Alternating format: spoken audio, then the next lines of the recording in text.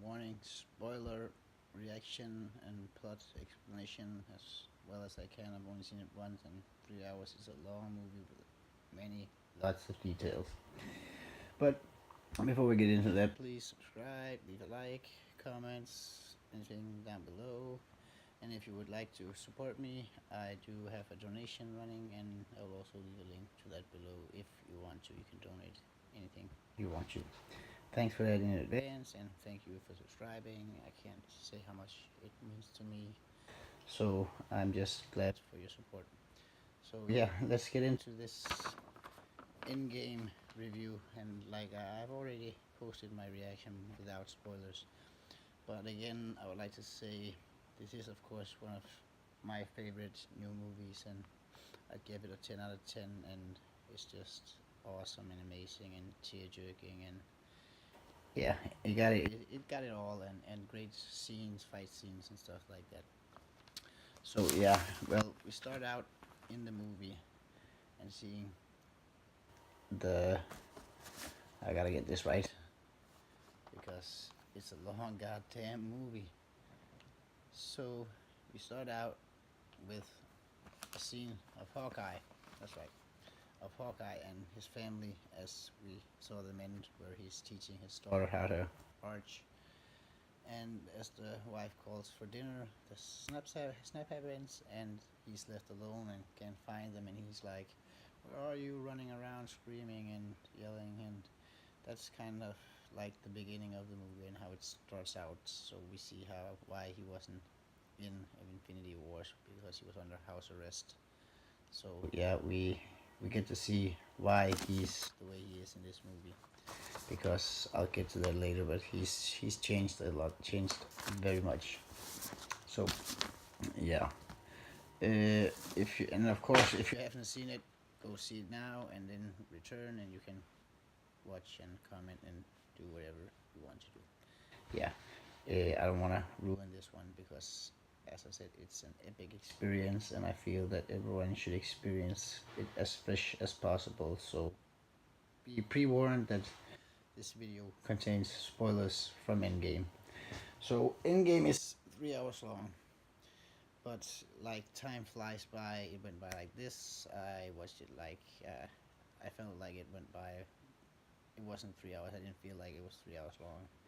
And you can, if you want, to get an app for pee breaks and stuff like that, so you know when it's the best time to go to the toilet and stuff like that. But yeah, it's full of it's never a dull moment.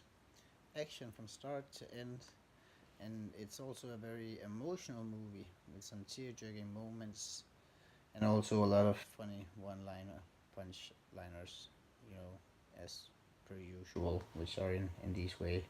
And it's extremely beautifully made, which is why you should go see it in theaters, because it's deserving of it because of the way it's made. It's just made for theaters, and it's also made totally in IMAX. So if you can see it in IMAX, that would be the absolute best. And I think it's a perfect end for the phase 3 of Marvel, the Infinity Saga. So that's just it's my in my opinion it's the best to date, with great surprise twists. If you haven't been spoiled, you get some surprises. So yeah, like I said, it starts out with Hawkeye losing his family. So he's all alone, and he goes on a rampage and starts killing bad guys, because why should they get to live when good people were snapped away and had to give up their life, and yakuza and stuff like that gets to live. And so he's kind of like a vigilante seeking out his own justice. And then we jump to Tony and Nebula, who are stuck on the plane. I can't remember what it's called, but stuck on the spacecraft and trying to fix it. And Tony is kind of like giving up, saying that it's gonna be the last day, like we saw in the trailer. And he's kind of like giving up, and but we see him and Nebula become good friends, playing the football game, you know, the shoot through, and she gets totally excited that it's just a friendly match, and that is nothing happens if you lose or if you win. It's just fun. So they have a moment too there, and it ends up with Tony going to sleep and Nebula saving or pulling him into the cockpit. And here comes, yeah, the first real big spoiler, the savior of Tony. It's been speculated a lot who's gonna be the one who saves Tony and Nebula from outer space, and a lot of people speculating Guardians of the Galaxies were gonna be involved and stuff like that. But of course, it was Captain Marvel who all of a sudden appears in front of the cockpit and lights it up. So Tony is like, "Oh, who's this, and where did she get these powers from?" But she transports the spacecraft home, and we see a crying Pepper Potts meet a starved out Tony Stark. You can see he's thin and he's fragile. He's in a wheelchair in the beginning, and he's in an IV drop, and yeah, he's just hugged by Pepper Potts when she comes back. No, when he comes back, and of course Cap and Natalie are there too as well. So yeah, that's kind of like the first thing we get from it, and then we have a 5-year skip where we kind of see how the remaining Avengers, along with Captain Marvel, attacks Thanos. Oh wait, this is before the jump. That's why I put it like this. We see that Captain Marvel is very, where is Thanos? Let me go and beat him. Like people expected it. She's gonna show up and she's just gonna beat him and things go back to normal. But they have a little trouble finding him, and due to the search when he uses the stones, they locate him on another planet, and they all go and she reconnaissance Captain Marvel, and then they go attack, full on attack all of them, and they cut off his hand so he can't snap because he has the gauntlet on. So they cut off his hands only to see that the stones are missing. So they're talking about the stones, and Thanos is like, "Yeah, I destroyed them. He had done what he did, and it was just a temptation to have them. So he destroyed them." And they were like, "What about the surge?" And he said it was the surge was because he used the stones to destroy the stones. And then one of the funnier moments, Thor actually in a heartbeat goes and poop, chops off his head. So no more Thanos, or future Thanos for that matter. And Rocket's like, "What did you do?" And Thor is, "I went for the head." And that was kind of like the main thing from Infinity War is he should have gone for the head, boy. And yeah, so he did. But they wanted answers, of course, about the stones, and so now that he's dead, it's kind of like, what now? Now he's dead, and we're kind of stuck. We can't do anything, and we can't reverse the snap.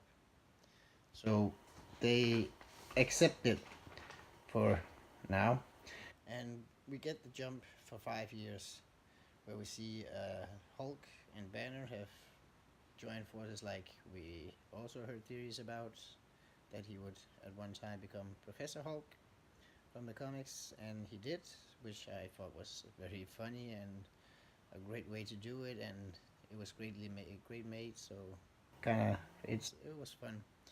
Yeah, and we get to see the Avengers and what they're doing. We see Captain America at a like an AA meeting for lost people who have lost others, and here we see Anthony Russo playing a gay gay guy who has lost his partner, talking about this. So this is one of the diversity in it and his little cameo role. So yeah, and Cap is also like, we have to keep moving, and we have to keep on trucking. Like the Captain America we know. You gotta keep going.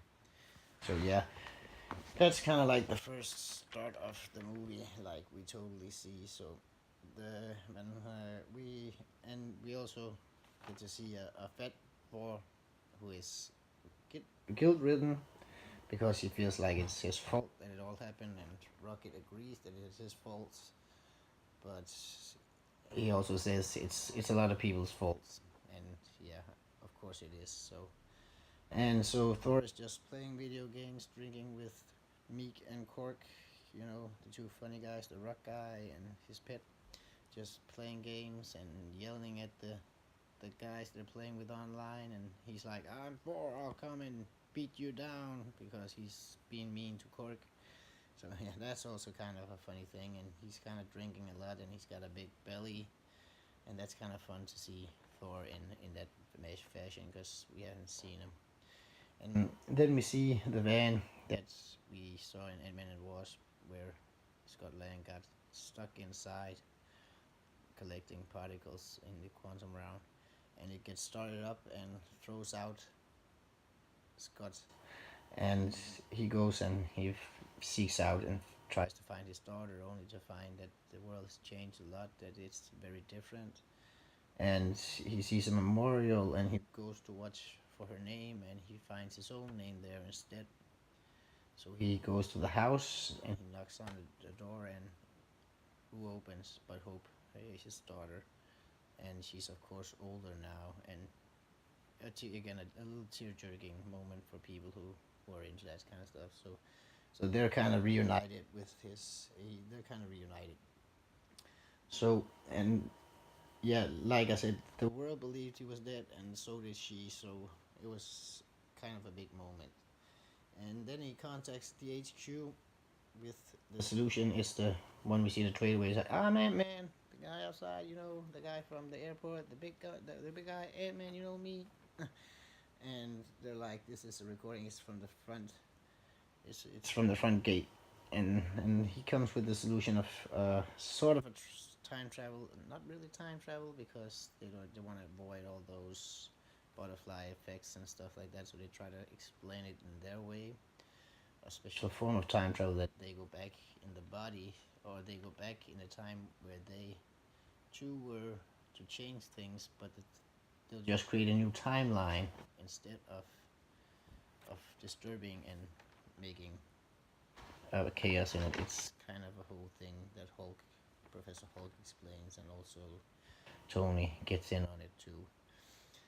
So yeah, but he comes with the solution with that quantum realm, and Tony's like, "Yeah, it's not gonna work. It's like a billion to one shot that it'll work." And he then researches it and find out that it can work, and with the right tools. So he builds the one you see on the hands, like a GPS, time traveling GPS thing.